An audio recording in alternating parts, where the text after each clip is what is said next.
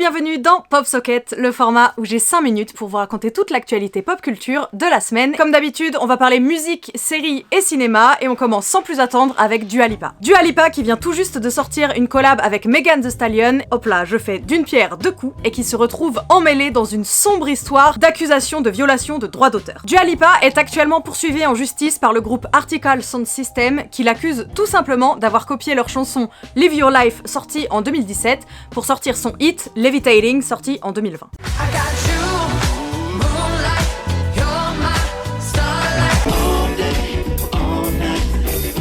Bon, quand on écoute les deux, c'est vrai que la ressemblance est plutôt frappante. Mais attention, le mystère s'épaissit. Déjà parce que le duo Outkast a sorti Rosa Parks en 1998 et que quand on l'écoute, ça ressemble aussi.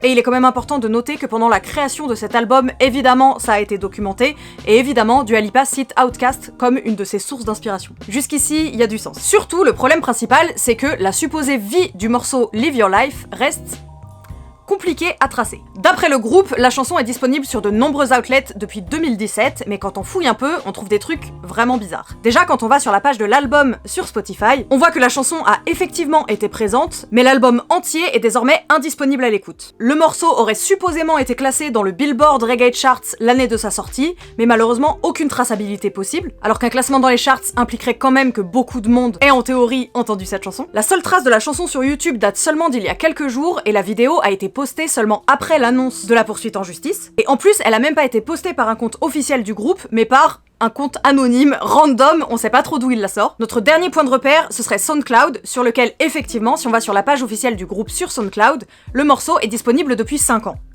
Mais attention, on trouve sur la page officielle du centre d'aide de SoundCloud qu'il y a la possibilité de remplacer ou mettre à jour un fichier audio sans perdre ni les statistiques ni les commentaires, et que cette modification ne change pas non plus la date du fichier original. Et ça, je comprends pas comment ça a été mis en place. Je peux donc demain créer une copie de par exemple Thank You Next, l'uploader sur ma page à la place d'un de mes vieux fichiers de 2010 qui traînent là, et d'un œil extérieur, n'importe qui ira sur ma page SoundCloud et pourra dire ou penser que effectivement Ariana Grande a volé sa chanson à ma page.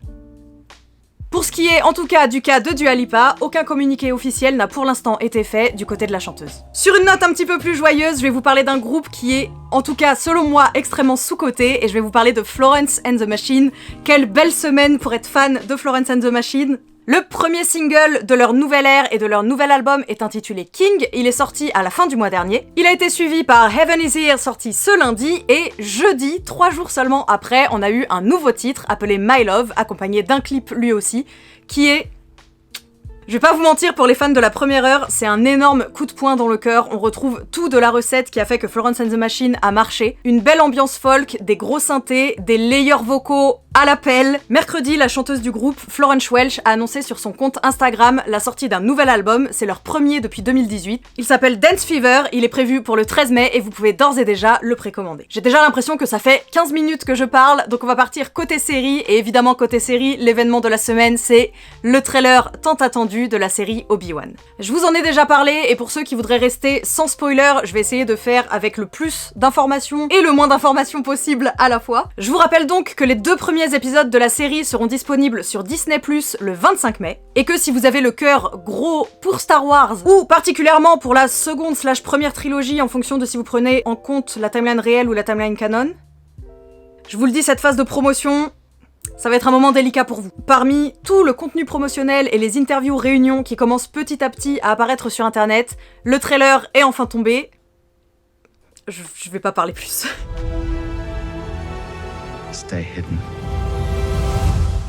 Cette semaine, il y a également eu 2 annonces de saison 3 de 2 séries originales sur plateformes concurrentes. The Boys saison 3 a enfin un trailer. Évidemment, la saison sera disponible sur Amazon Prime Video et devrait être diffusée pour la première fois le 3 juin 2022. Dans la foulée, cette fois-ci sur Netflix, on a très rapidement un tout petit teaser de la saison 3 de Umbrella Academy qui, elle, sera sur la plateforme le 22 juin de cette année. Et enfin, côté cinéma, encore une fois, on a eu 2 semaines très calmes puisqu'évidemment, il y a 2 gros événements qui sont en cours court. Évidemment, en premier lieu, on a la sortie du Batman de Matt Reeves qui est en train de tenir tête et voire même presque dominer celui de son prédécesseur Christopher Nolan. Pour ce qui est du reste du planning de DC, vous êtes peut-être passé à côté, tous les films prévus pour 2022 ont été repoussés à 2023. Je vous mets un lien récapitulatif en description parce que sinon j'y passerai 20 minutes juste à tout citer. Je vais profiter d'être actuellement dans la catégorie appelée catégorie pas de chance. On va parler de Marvel puisque son gros film événement de cette année, Spider-Man No Way Home, a été victime de son succès. Un leak du film est sorti cette semaine sur internet et du coup, à cause de ça, je pense pour essayer de préserver des ventes de copies physiques ou digitales, Marvel a décidé de rapprocher la sortie du film et il sortira sur les plateformes